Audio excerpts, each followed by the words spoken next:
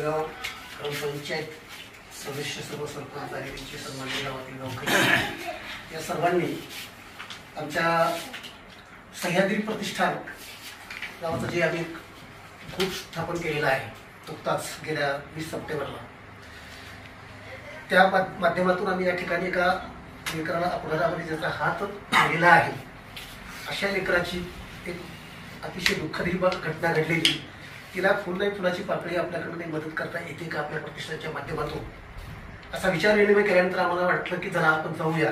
आणि खरं तर ही बातमी आम्हाला आवाज बहुजनांचा त्यांचे गायकवाड सर आमच्यापर्यंत पोहोचवली आणि त्याच्यामुळे खरी जाणीव आम्हाला झाली की त्या लेकराला अद्याप कुठल्याही प्रकारची फारशी आर्थिक मदत झाली नाही आणि म्हणून आपण काहीतरी पूर्ण फुलाची पाकळी आपल्या ग्रुपच्या माध्यमातून आपण जावं, त्यांचं थोडं सांत्वन करावं आणि त्यांना पूर्ण फुलाच्या पाकळीच्या माध्यमातून आर्थिक मदत करावी या उद्देशाने या ठिकाणी आलो. आणि त्यामुळं या ठिकाणी इथल्या ग्रामस्थांनी आमचं उत्स्फूर्त स्वागत केलं, शाल आणि हार घालून अतिशय सन्मान केला. त्यांचे खऱ्या अर्थानं मनापासून आम्ही कौतुक करतो. आणि मुळामध्ये आम्ही ही जी आमचा जो ग्रुप स्थापन केला त्याचा उद्देशच असा आहे की अगदी ज्याला म्हणतो ऍक्सिडेंटली ज्याला म्हणतो आपण अचानक आम्ही एक निर्णय घेतला दोघं चौघं बसल्या ठिकाणी आणि आपण एवढेच आपण एकत्र रोज बसतो काहीतरी आपण एखादी ग्रुप स्थापन करावं का. अमर पाटलांनी म्हटलं ते विषय काढला, मी म्हटलं उचलून धरला, मी म्हटलं अतिशय सुंदर कल्पना आपण करूया. आणि बघता बघता आम्ही 10-15 लोकांनी एकत्र येऊन ग्रुप स्थापन केला. मग नाव काय द्यायचं तर सर्व जाती धर्माचे लोक आपल्याला एकत्र करायचे. त्याच्या जात धर्म काही नाही, राजकारण तर अजिबातच नाही, फक्त आणि फक्त समाजकारण.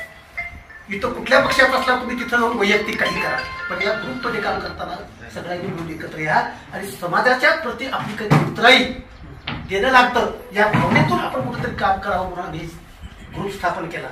आणि पाहता पाहता आज 20-22 लोक 25 लोक आमची जवळपास झालेली आहेत.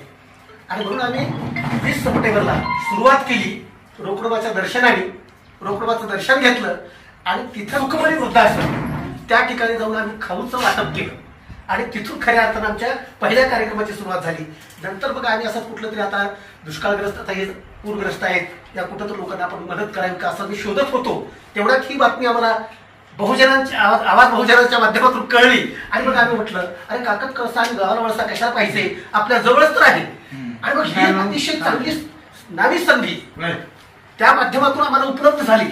आणि म्हणून म्हणलं आपण चला आपण या लेकराला आपण काहीतरी आपण मदत करावी या भावनेतून आजचा हा दिवस ठरला. आणि या ठिकाणी आम्ही त्या निमित्तानं आलो आहोत. ग्रामस्थांचे, सरपंच साहेबांचे, सगळ्यांचे आमच्या ग्रुपच्या वतीनं आम्ही हार्दिक धन्यवाद. आवाज बहुजनांचा.